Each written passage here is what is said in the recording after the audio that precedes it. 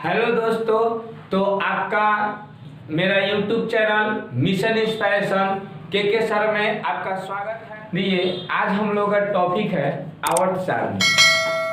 ये केमिस्ट्री का 5वां चैप्टर है और इसको हम आज समझेंगे कि आवर्त सारणी क्या है। देखिए, आवर्त सारणी ना सबसे पहले बनाने के लिए ना बहुत सारे वैज्ञानिकों ने अपना अपना योगदान दिया।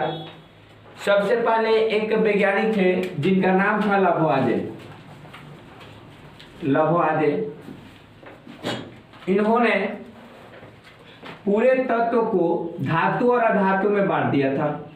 धातु और अधातु में पूरे तत्व को दो भागों में बांटा, जिसमें से एक को धातु बोलते हैं और दूसरे को अधातु बोलते हैं। इसके बाद एक और वैज्ञानिक आए, डोबेराइनर, जो इन्होंने त्रिक नियम दिया। क्वेश्चन मैक्सिमम कहता है, बहुत ज्यादा बार क्वेश्चन पूछा गया है कि त्रिक नियम किसने दिया? डोबेराइनर ने दिया। त्रिक नियम किसने दिया? डोबेराइनर ने। और कब दिया? तो 1829 में दिया था। देखिए, अगर डोबेराइनर की बात करें तो ये जर्मन वैज्ञानिक थे। ये जर्मन वैज्ञानिक थे जिनका जन्म जो हुआ था, जन्म 1780 में जन्म हुआ था और मृत्यु जो था, मृत्यु वो 1848 में हुआ था। ठीक है, 1848 में। अब देखिए, ये जर्मन वैज्ञानिक थे। अब डोबेराइनर की बात करें, इन्होंने अपना एक नियम क्या दिया था? त्रिक नियम। त्रिक नियम क्या दिए थे कि तीन तत्वों को इन्होंने अपने आवर्त सारणी में तीन तत्वों को बांटा था। कितने? तीन तत्वों को सजाया था। तीन तत्वों में इस प्रकार सजाए थे कि पहला का द्रव्यमान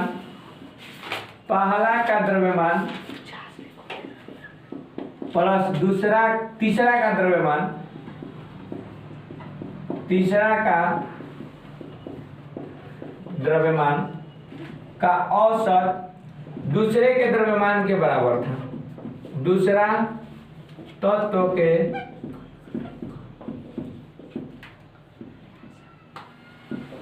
द्रव्यमान के बराबर था।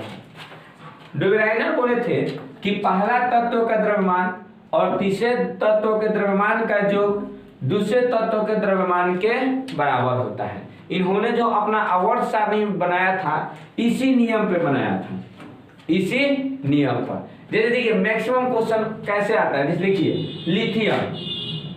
लिथियम का द्रव्यमान होता है 7।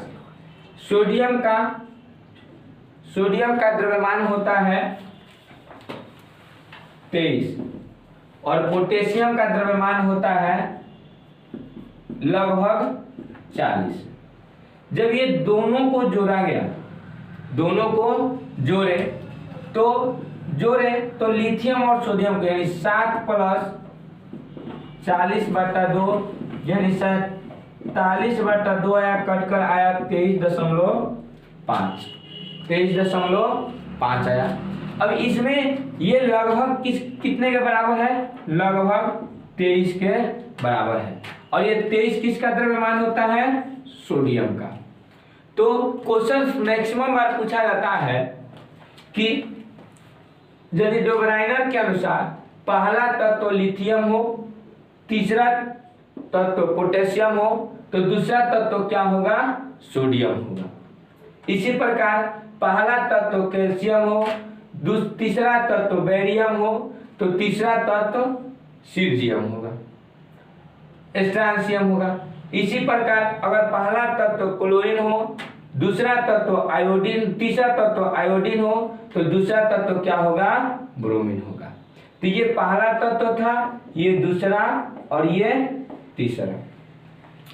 अभी दूसरा एक और कि जो डोबेराइनर साहब थे, उन्होंने जो ये नियम दिए थे, ये परमाणु द्रव्यमान पर आधारित था। यह नियम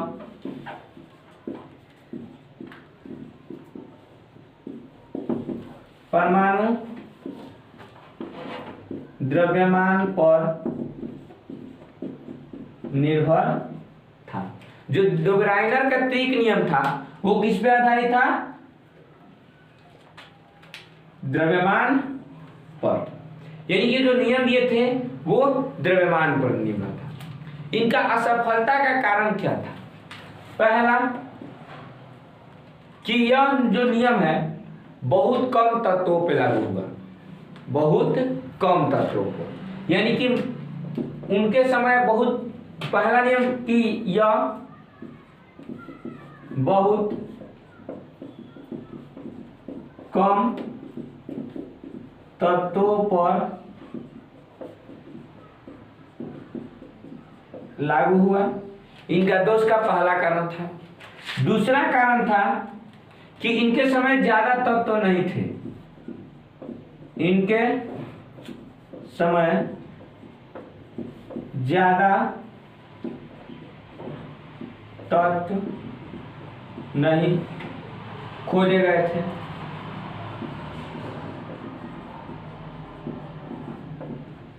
इनके समय ज्यादा तत्वों की खोज नहीं हुई थी। हर एक सबसे पहला उत्प्रेरक प्लेटिनम, क्वेश्चन ज्यादा आता है, प्लेटिनम उत्प्रेरक की खोज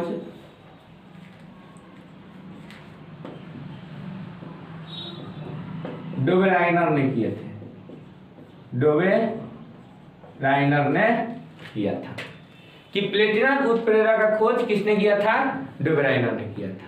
चलिए इसके बाद चलते हैं। इसके बाद आए थे न्यूलैंड्स, इसके बाद अपने न्यूलैंड्स आए थे जो अष्टक नियम दिए थे।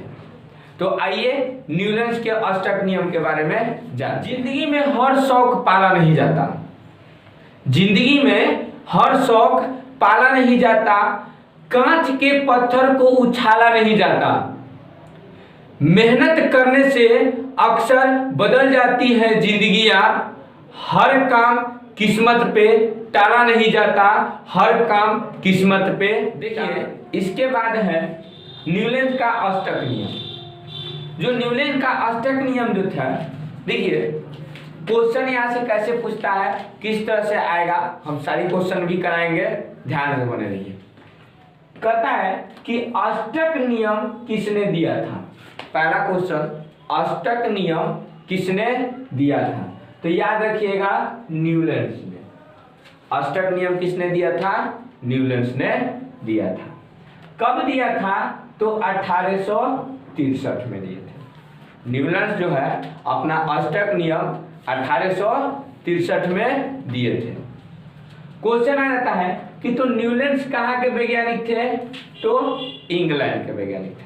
न्यूलैंड्स जो थे इंग्लैंड के वैज्ञानिक थे। देखिए ये अपना जो एक नियम है ना, वो संगीत के स्वर पे, संगीत के स्वर पे सजाए थे। कौन सा संगीत? जैसे कि आप सुने होंगे सा रे गा मा पा धा नी सा, ये जो संगीत के स्वर है, यानी कि इन्होंने कहा था कि जैसे संगीत के पहला और अंतिम, पहला और अंतिम दोनों समान होते हैं, उसी तरह से न्यूलैंड्स ने अपने अष्टक नियम में बोले थे कि मेरे आवर्त सारणी का पहला तत्व आठवां तत्व के समान होगा, इसलिए आठवां तत्व को पहला तत्व के ही समान रखे थे। आठवां तत्व जो है वो पहला तत्व के क्या होते थे? समान होते थे। इन्होंने परमाणु द्रव्यमान के, परमाणु द्रव्यमान के बढ़ते क्रम में सजाए थे। अगर हम न्यूलैंड्स की बात करें, अगर हम न्यूलैंड्स की बात करें तो न्यूलैंड्स का जो जन्म हुआ था वो 1837 में हुआ था। न्यूलैंड्स का जन्म 1837 में, और इनकी जो मृत्यु हुई थी 1898 में हुआ था। तो इन्होंने संगीत के स्वर में, अब कोई पूछता है कि अष्टक नियम क्या है, तो आप लिखिएगा कि न्यूलैंड के अष्टक नियम के अनुसार तत्व को इस प्रकार सजाया गया था कि पहला तत्व आठवें तत्व के गुण के समान होता था और पहला तत्व जो है आठवें तत्व के यानी वर्ग के आठवें तत्व के गुण के समान होता है। यानी कि याद रखिएगा, इनके समय 8 गो वर्ग यानी 8 भागों में बांटा गया था, 8 गो वर्ग था और आवर्त भी कितने थे? 7 थे। आवर्त 7 थे। इनके समय भी आवर्त जो थे वो 7 थे।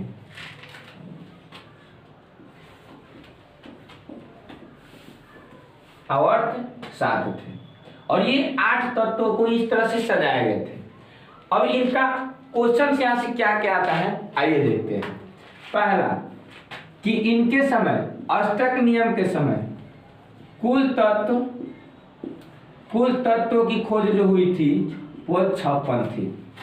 यानी न्यूलैंड के समय कुल 56 तत्वों की खोज हुई थी। दूसरा अगला क्या था, आगे देखिए। दूसरे इसमें क्या थे कि 56 तत्वों की खोज भी हुई थी और इनका जो नियम था अष्टक नियम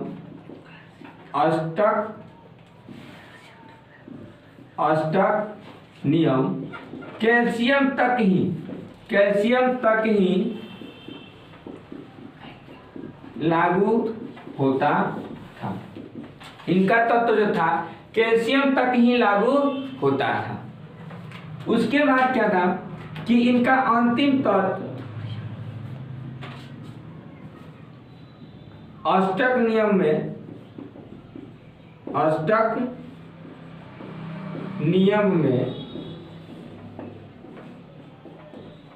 अंतिम तत्व थोरियम था।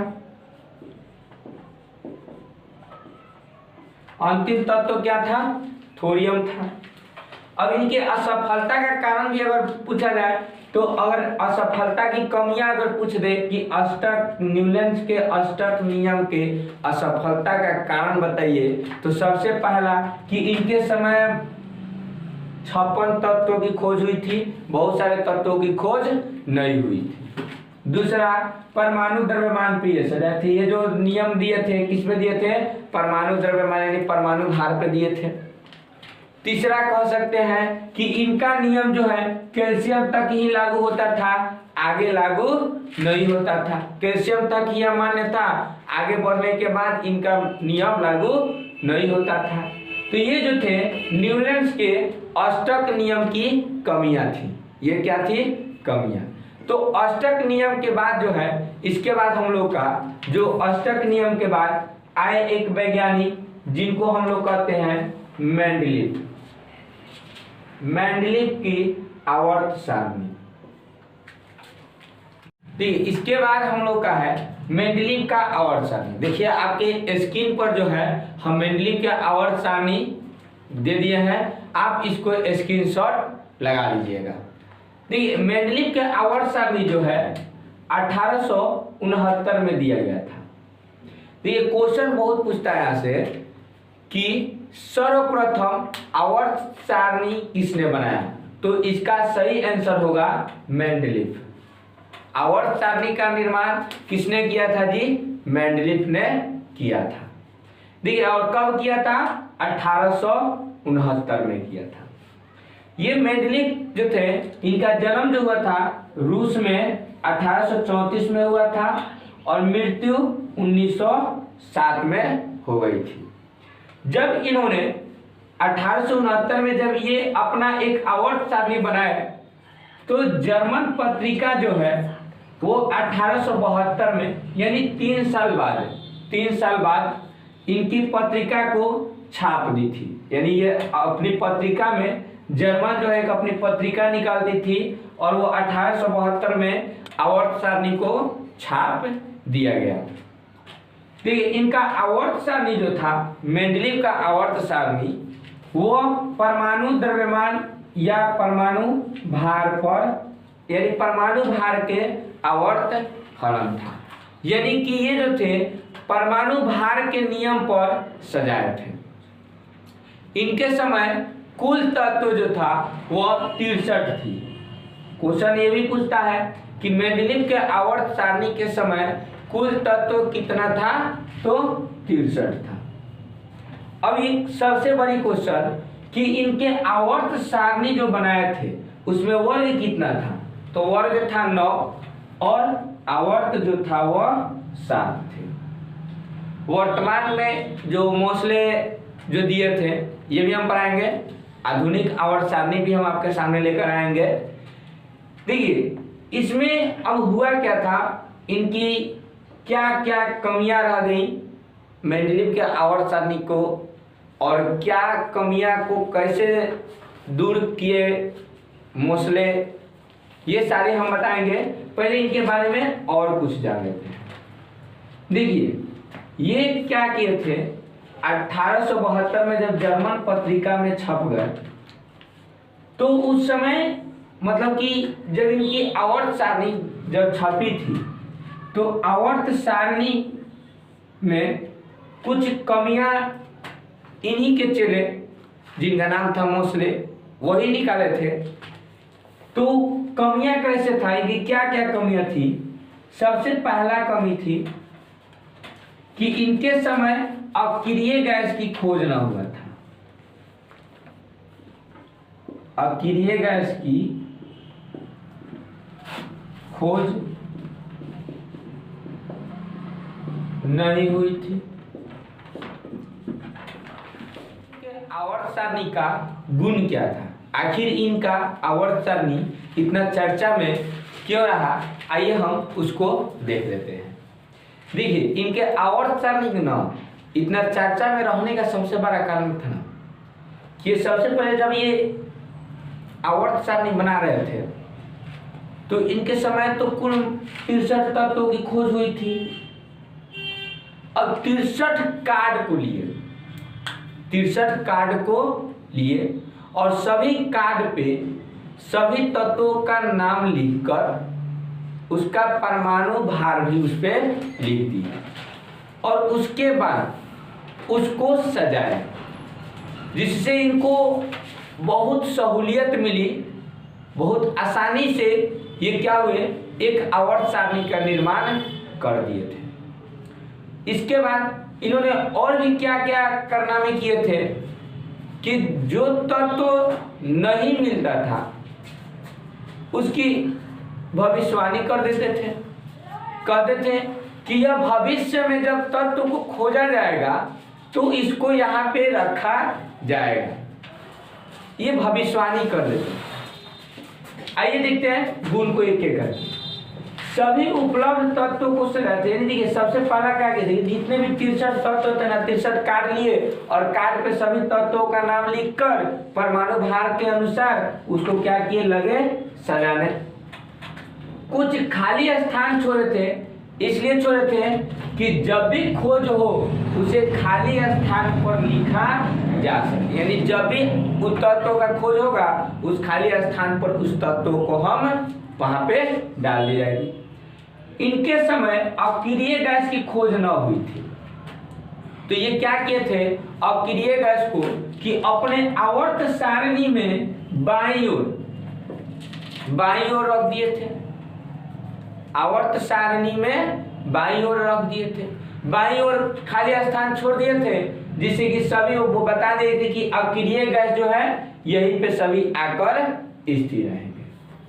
आवर्त सारणी के बाद में और इनकी भविष्यवाणी सच भी हुई कि बाद में आकर स्कैंडियम, गैलियम, जर्मेनियम को बाद में इसमें शामिल भी किया गया। इनकी भविष्यवाणी जो हुई वो क्या हुई, सत्य हुई। अब क्या हुआ, आवर्त सारणी के दोष क्या थे ये भी हम देख लेते हैं। आइए आवर्त सारणी का दोष देख लेते हैं। देखिए इनका दोष था कि हाइड्रोजन को निश्चित स्थान नहीं दिया। जो मेंडेलीव साहब थे इनके दोष का पहला कारण था कि अपने आवर्त सारणी में जो थे हाइड्रोजन का कोई निश्चित स्थान ही नहीं दिए। दूसरा था कि समस्थानिक का भार अलग अलग होता है। देखिए समस्थानिक किसे कहते हैं कि वैसे तत्व जिनका परमाणु संख्या समान लेकिन भार अलग हो। जैसे कि आर्गन की हम बात करें तो आर्गन 1840 भी होता है और आर्गन 1838 भी होता है।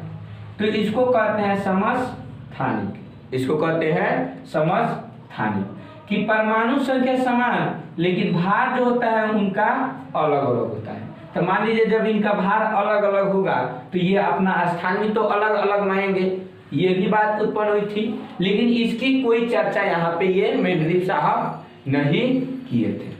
अगला क्या था कि कुछ जगहों पर अधिक द्रव्यमान वाले पहले तथा कम द्रव्यमान वाले बाद में पाए गए।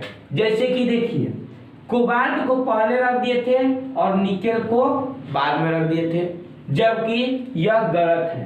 सही क्या होगा कि निकेल पहले होना चाहिए, निकेल पहले होता है और कोबाल्ट बाद में होता है।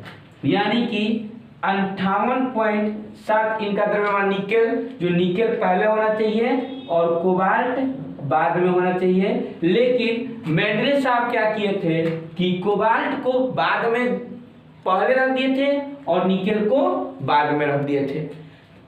और भी चौथा इनका दोष था कि असमान तत्व जिनका गुण नहीं मालूम चलता था उनके असमान तत्वों को एक ही वर्ग में रख दिए थे। असमान गुण वाले तत्वों को एक ही वर्ग में रख दिए थे। ये इनकी क्या थी, आवर्त सारणी का दोष था। तो हम फिर मिलेंगे अगला नेक्स्ट वीडियो में, जिसमें हम आपको मोसले के आवर्त सारणी को लेकर आएंगे। आज के लिए जय हिंद। अगर हमारे चैनल को आप सब्सक्राइब नहीं किए हैं तो सब्सक्राइब कर दें और बेल आइकन को दबा दें ताकि मेरा कोई भी नोटिफिकेशन आपके पास सबसे पहले पहुंचे।